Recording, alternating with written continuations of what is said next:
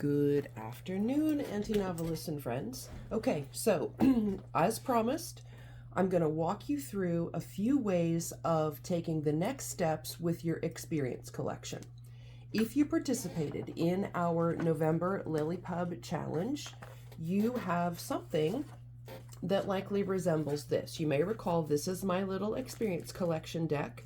You can see that I've churched it up because I put a cover on it, right? I just use the discs to attach a cover so that I've got a top and a bottom for my note cards. So now I have a nice little book where my collection can live. So some of you may already be aware that Kathleen Spracklin is running another challenge starting in the month of January using the 30 character traits, capturing one aspect of a trait each day. So look for her list.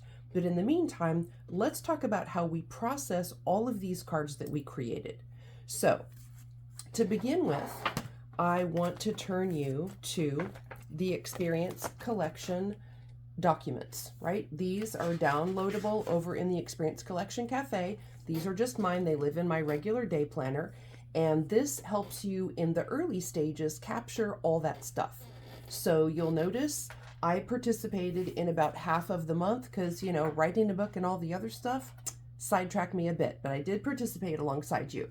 And by the way, can I just say, you guys shared some super cool stuff. So I'm so glad that everybody dove in, created a note card a day, or as many as you could, and shared them in the cafe, which some have asked, can we keep sharing? Absolutely, super definitely. Drop those cards in as you write them or as you make observations or discoveries, because all experiences are worth capturing. So on my list, you'll notice for each day, I just recorded the card that was either the best one for the day or the only one for the day. Could go either way. And my list is just an index at a glance so that I know what cards I have in the little deck that I created, so I can go right to the ones I'm looking for. So let's talk about how you go about processing these things. So number one, you have to review your cards. So what might that look like? Well, let's take a look at my fancy little flow chart here. Let's say, for example, you're starting with your note card, all right? So you've got a note card. What are you going to do? Well, you're going to process that. So you're going to assign it keywords. Perhaps you're going to put those keywords in your index, and maybe you're going to start assigning addresses. Now, if that's too overwhelming, that's okay. That's what your little mobile deck is for. Just keep those cards in the binder until such a time that you find a use for them. But let's say that you do assign some keywords and you put some entries in your index. Let's say you collected 7 different cards that somehow are related to rain and the atmosphere of weather, and how that informs the mood of something that you're writing. Okay, those are all interrelated concepts. So you might file those together under rain, atmosphere, setting a scene, whatever makes sense to you. Then you want to make a decision about how you're going to process those. I would say it's either by project or potentially it's by bucket. Okay, so if it's by project, you're going to jump right into a 0 draft. Then you're going to put the cards through the blender, and perhaps you're going to apply the concept of the minimum viable unit and start drafting. Don't worry, I'm going to walk you through each of those things in just a second.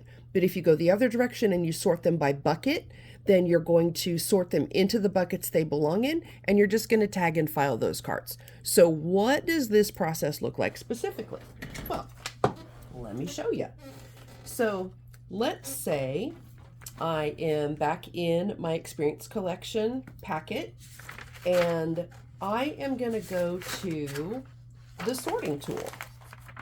So another way to sort these as you're looking at these note cards and trying to figure out what to do with them is, let's just decide, where do they belong? Do they belong under elements of plot? Do they belong under elements of character? Perhaps they're just inspirations, or maybe they inform a scene. That's what this page is for. It's to help you get some ideas down in front of you for how to use the cards that you've created. Now note, I've starred and added theme down here because often I find that things I capture have some sort of relevance to a theme that I'm working with. So on mine, you'll notice under plot, I'm noodling with this idea that developed over the course of the Experience Collection month, and that is, how does a sense of time and place inform moving the plot forward? This is something I'm really fascinated with, so you're going to see a lot more about this coming up. But that's just the birth of that idea happened right here during the Experience Collection Challenge. Over here under character, I just made a note for myself about the antagonist unit. So I'm just thinking about, how do you use antagonists in concert with each other to drive a story forward? So these are some of the ideas that grew out of my experiences and my observations that I just wanted to capture as I started sorting ideas and concepts. So under scene, I made a note for myself about the cemetery at the ranch. Now, some of you may know I'm finally getting back to working on my novel. And so there is a critical scene that takes place in a cemetery on the cattle ranch. And I wanted to make a note to myself to remember to look for details that could inform that. Did I find any? Sadly, I did not. But at least it's captured here as something that I want to have my eyes open to, be looking for, just as I'm moving through my day or doing research or whatever. I just make a note here to keep it front of mind. Now, the buckets. You may recall from my handy little diagram, if you're sorting by bucket, that's what this page is for. So one of the easiest ways to sort by bucket is to use your 5 senses. I argue there's a 6th one, which you could call emotion or intuition, however you want to break that down for yourself. But just sort by bucket. If it's a sound, a sight, a smell, and so forth, just take those cards and drop them in. Now, one of my Experience Collection cards is labeled Random Prompts from Life. And it says, a cat jumps on the desk. Is it welcome or is it mayhem? If any of you have watched The Princess in the library, often she jumps up here and everything goes flying. So that's just a reminder. Is the cat welcome and snuggly, or is it mayhem and things go flying? Idle hands are cold. That's a saying. I think I might end up putting that under a conversation card in my conversation dialogue section. That to me sounds like something that my main male character, Marshall Branch, might say. So that's probably going to end up on its own card under conversation. Then I've got kitchen utensils as defensive weapons. Don't know how I'm going to use that, but it popped into my head. And then I've got the roar of silence and the calm of noise. And I made a note opposites. I love the idea of stating a concept or an observation by naming it in opposites, like the roar of silence. So that will likely go under observations. Not certain where these will go, but that's okay. That's why they're captured in the cards.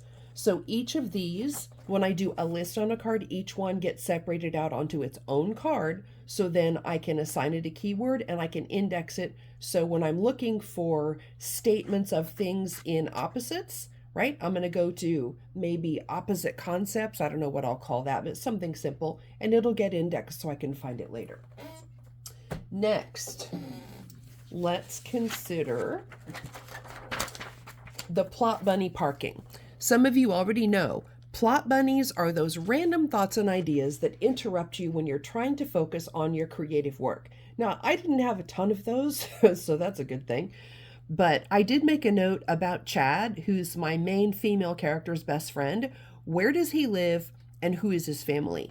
And then Branch, my male character, what does his family tree look like all the way up to the present? I have it written out. It's actually drawn out up to about 1980, I think. But I really want to know, what does his family tree look like? And then I made another random note. Mythology behind architecture. I'm very interested in exploring this idea because I'm thinking that architecture might figure into book 2 of my trilogy. So I just made myself a note to go back later and look up those things. And then the last thing I'm going to show you is what I call the Blender, a zero draft processing tool. So I'm going to pull this page out because I want to walk you through it. So over here on our handy diagram, if you go this direction and you decide to sort by project, you're thinking about your zero draft, you're thinking about how to use the Experience Collection Blender to sort out your ideas, and you're thinking about using your minimum viable unit towards drafting out your scenes. Let's talk about what that means. So In sorting by project, let's say, for example, you have a writing project that you're already working on, and you know that some of the things that you collected in your experiences directly apply to that project. Well, that's an easy thing to do. When you get over to using the blender, you're simply going to break those things down. Is it a major plot point? Is it a plot beat? Is it part of a twist or a revelation? Whatever that thing is that you've captured on that card, make a note of it. The one that I've noted on here is courage or a courageous act. So I'm reminding myself to use this card. The 4 skill sets of courage. Number 1, identifying core values. Number 2, working on vulnerability. Number 3, building trust with yourself and others. And number 4, developing resilience after encountering challenges and hardships. Excuse me. So I made a note on that card about a main character grappling with courage. So on my blender, I expand that out a bit. What about a courageous act? Facing one's own fear to help another, maybe a selfless act. So I'm just taking what I captured on that card and I'm noodling it around as I'm thinking about my story and my characters and trying to decide how that might be useful. So there's this format, which is breaking it down into the little cells that I've provided. I've given you a place where you can record further ideas that you want to research or explore on any of these concepts. But then let's take that a step further. What if you decide to mind map it out? If you're visual like me, you need to see that idea.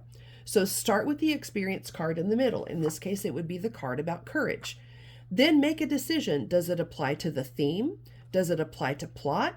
Does it apply to character? Like, does it give the reader a revelation or a discovery? Or finally, is it part of a scene? If it's part of a scene, does it contribute to atmosphere or mood? Does it help establish a sense of place? Or does it give some setting details or something that's important to the story? So you can certainly mind map out the components of whatever you have on that card so you can just start thinking a little deeper about them. Then that information, all of that pre-writing should lead you to exploring your minimum viable unit. Now, what is a minimum viable unit? In my book, which I promise, my most excellent promise, is coming out for you in January. I should get the final proof next week, which is the week of Christmas 2025. Once I approve that, we're good to go. Excuse me. So let's just look up minimum viable unit in my book and see what it says. This will be fun, huh? It gives you a little sneak peek. So here we go. Module 4 in Chapter 9. Building the minimum viable unit. Page 335, as the amazing Haley so nicely lined out for us. Let's go to 335 and see what it says. Here we go. Building the minimum viable unit. So what I'm showing you in this module is how to develop your idea so that it is a cohesive, finished piece of information. Now, for some of you, that might mean it's just a paragraph. It's just a few sentences. For others of you, it might be a full page. It's just the minimum unit of writing that captures completely and fully that idea that you were noodling around with in your note cards and your blender, okay? So for me, a minimum viable unit, when I've done my pre-writing, I've looked over my cards, I've kind of made a decision about how I want to use it, and I do that first, just rough drafting it out, a zero draft, just get the words on the page. For me, that's around 600 to 800 words average. So now that I know that about myself, I can start to look at, okay, if I don't have a good 600-700 words on this concept, I need to go back to the drawing board and process it some more. So your minimum viable unit is just a unit of writing that fully captures whatever that thought or that idea or that collection capture was. So that's how you use your minimum viable unit. Ultimately, you start stringing those minimum viable units together into what's more of a finished draft, and that's how you go from note card to ideas and thoughts and explorations to a more finished zero draft element like a minimum unit, and then into something that's more like an actual draft of that scene, that idea, that piece of work, whatever that is for you. So we've made a complete mess of my desk, which is fantastic because that means we got our work done.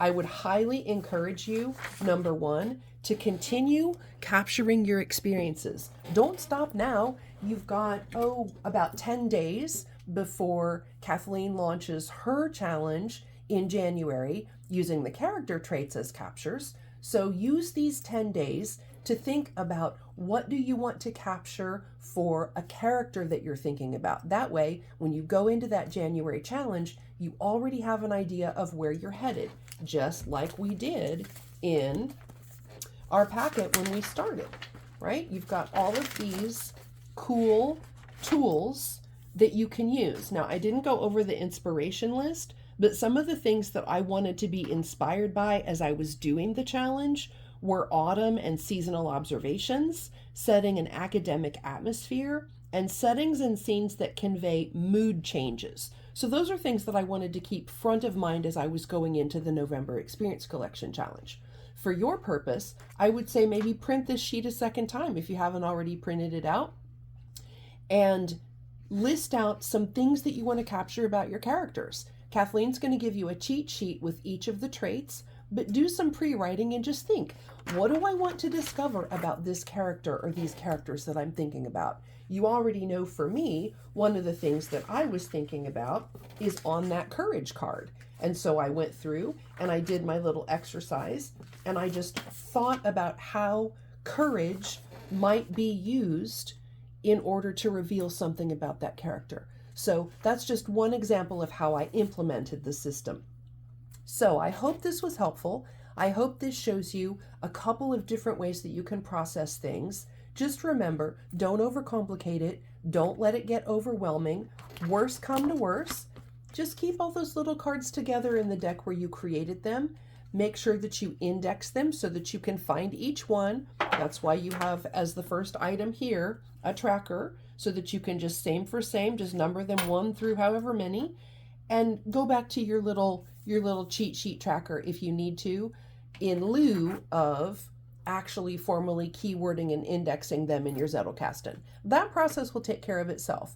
But for now, just start thinking about how can you use those cards, how can you sort them up into buckets so that they're easily at hand when you need them, and then leave yourself that breadcrumb trail to follow as you start working through and processing them.